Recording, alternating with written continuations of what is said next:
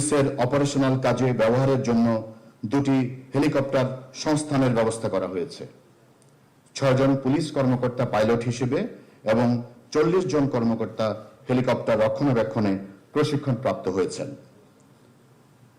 ভৌগোলিক বাস্তবতায় পার্বত্য অঞ্চল, হাওর, চরাঞ্চল, দ্বীপাঞ্চল ও সুন্দরবনের মতো দুর্গম এলাকায় দ্রুত পুলিশি সাড়া প্রদান, উদ্ধার কার্যক্রম, অপরাধ দমন ও নজরদারির জন্য আকাশপথে সক্ষমতা অত্যন্ত প্রয়োজন। পাশাপাশি উগ্রবাদ, মাদক ও অস্ত্র পাচার, মানব পাচার সহ সংঘবদ্ধ অপরাধ দমনে একটি বিশেষায়িত এভিয়েশন পুলিশ ইউনিট গঠন এখন সময়ের অনিবার্য দাবি। এ লক্ষ্যে প্রয়োজনীয় জনবল, যানবাহন ও সরঞ্জাম সহ পৃথক ইউনিট গঠনের পরিকল্পনা প্রণয়ন করা হয়েছে, যা বাস্তবায়িত হলে পুলিশের সক্ষমতা বহুগুণ বৃদ্ধি পাবে। 200-র বেশি সার্ভিস ও ফিচারে লেনদেনের সব বিকাশ অ্যাপে সম্ভব। মাননীয় প্রধানমন্ত্রী, বাংলাদেশ পুলিশ বর্তমানে আইন শৃঙ্খলা রক্ষা, অপরাধ দমন, সন্ত্রাস ও উগ্রবাদ প্রতিরোধ, ভিআইপি ও গুরুত্বপূর্ণ স্থাপনা নিরাপত্তা, ট্রাফিক ব্যবস্থাপনা এবং জরুরি সেবা অত্যন্ত পেশাদারিত্বের সাথে পালন করছে। তবে দায়িত্ব বহুগুণ বাড়লেও প্রয়োজনীয় যানবাহন ও লজিস্টিক সক্ষমতা সমানভাবে বৃদ্ধি পায়নি। বর্তমানে প্রায় 16,000 টিওএনডি ভুক্ত যানবাহনের মধ্যে সচল রয়েছে মাত্র 11,000, ফলে 6,000 যানবাহনের ঘাটতি রয়েছে।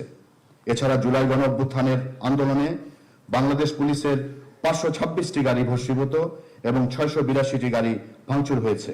ফলে জননিরাপত্তায় পুলিশের অপারেশনাল কাজ মারাত্মকভাবে ব্যাহত হচ্ছে।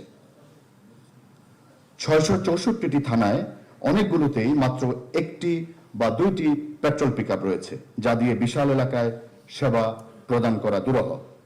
এছাড়া জাতীয় জরুরি সেবা 999-এ বিপুল সংখ্যক কল এলেও যানবাহন সংকটের কারণে তাৎক্ষণিক সেবা প্রদান ব্যাহত হচ্ছে। প্রতিটি থানায় 4টি করে পেট্রোল পিকআপ নিশ্চিত করা গেলে পুলিশের রেসপন্স টাইম উল্লেখযোগ্যভাবে কমে আসবে এবং জনগণ দ্রুত পুলিশের সেবা পাবে এবং পুলিশের তথা সরকারের প্রতি জনগণের আস্থা বৃদ্ধি পাবে। মাননীয় প্রধানমন্ত্রী, গত কয়েক বছরে বৈশ্বিক অর্থনৈতিক পরিস্থিতি ও কোভিড পরবর্তী বাস্তবতায় প্রয়োজনীয় যানবাহন ক্রয় সীমিত ছিল, যে কারণে 2018 সালের তুলনায় বর্তমানে যানবাহন প্রায় 17% এবং জলযান প্রায় 18% কমেছে। অথচ পুলিশের জনবল বৃদ্ধি পেয়েছে এবং একই সময়ে কয়েকটি নতুন ইউনিটের জন্য 400টির অধিক যানবাহন অনুমোদন পেয়েছে, যা রাজস্ব খাত থেকে অকেজ যানবাহনের প্রতিস্থাপক ব্যতীত নতুন যানবাহন ক্রয় বন্ধ থাকায় এখনো ক্রয় করা সম্ভব হয়নি। পরিসংখ্যান অনুযায়ী গত 8 বছরে গড়ে 449টি যানবাহন অচল হলেও নতুন ক্রয় করা হয়েছে মাত্র 184টি। ফলে ঘাটতি ক্রমাগত বাড়ছে। অন্যদিকে বাজেট ক্রমান্বয়ে সংকুচিত হচ্ছে।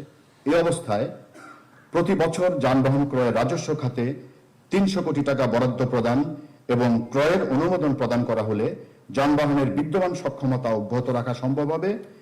এর অংশ হিসেবে চলতি অর্থ বছরে 300 কোটি টাকার অর্থ বরাদ্দ সহ যানবাহন ক্রয়ের অনুমোদনের একটি প্রস্তাব অর্থ মন্ত্রণালয়ে বিবেচনাধীন আছে।